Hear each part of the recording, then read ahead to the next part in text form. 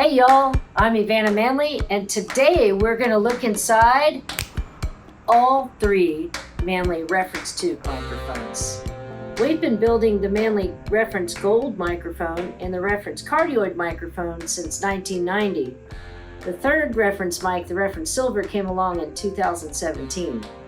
So let's start by diving into the guts of the Manley Reference Cardioid microphone. After removing the screws that secure it, we can slide the guts straight out like that, revealing a beautiful MIT multi-cap here, which is such a great sounding capacitor. That's why it's here. The other huge important part of the sound of all of our microphones, of course, is the Manley iron output transformer that is made in Chino, California. We've got a 7025 installed in here today. Really any 12AX7 type of tube will work in here, but we periodically go through and find whoever the quietest ones being made are, and this month it's going to be the 7025 Electro Harmonix tube. You can see these are all hand built, all hand soldered.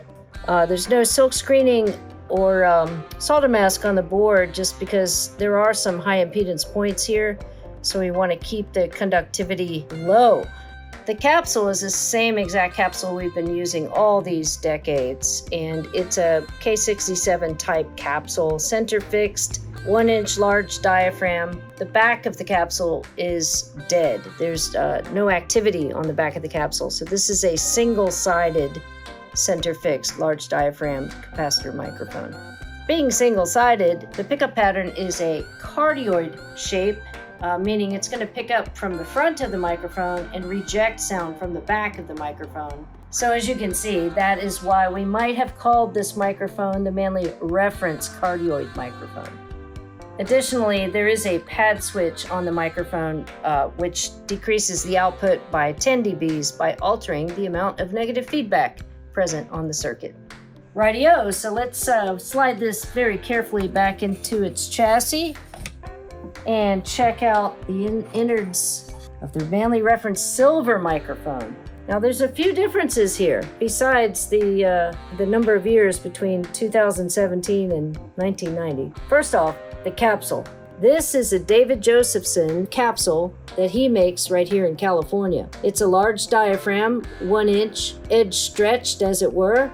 But the unique feature about this capsule is seen on the rear side, and that's this mechanical activity here, which opens and closes some ports inside the capsule, which allows you to change the pickup pattern from cardioid to omni.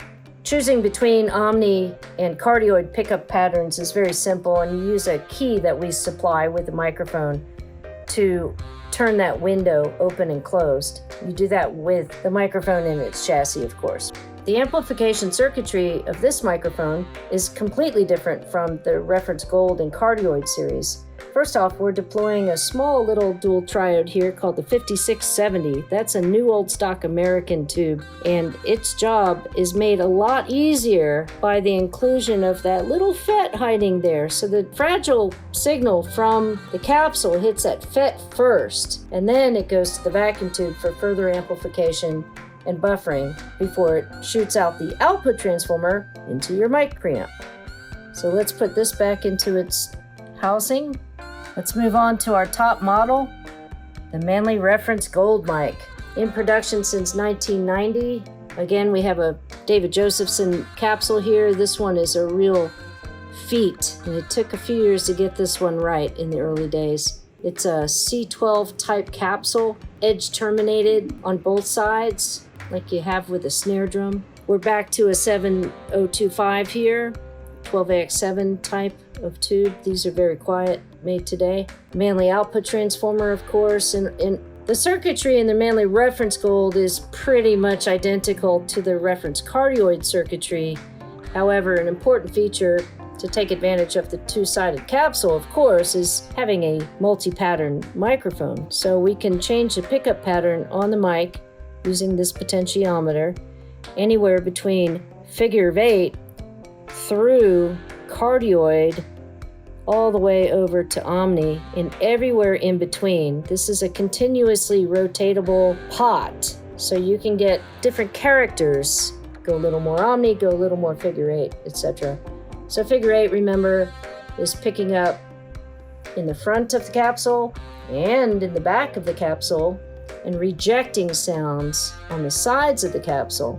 Whereas omni, of course, is picking up sound all over the capsule, and it has a different character. It's a little more bassy sometimes. You should always experiment with the different pickup patterns to see what's right for your situation, because maybe you do want to hear more of your room or less of your room, more or less proximity effect, different tonal characteristics, etc. So be sure to play around with the multi-pattern pot here on the Reference Gold mic. This is a beautiful sounding microphone. It's very audiophile sounding. It's got an almost unlimited top end range. It hears like your ears do. It really hears everything in the room. If you're not a great singer, you might not be able to use this microphone because it picks up every fault, every scratch, every noise, everything. But if you were David Bowie, for instance, you owned one of these.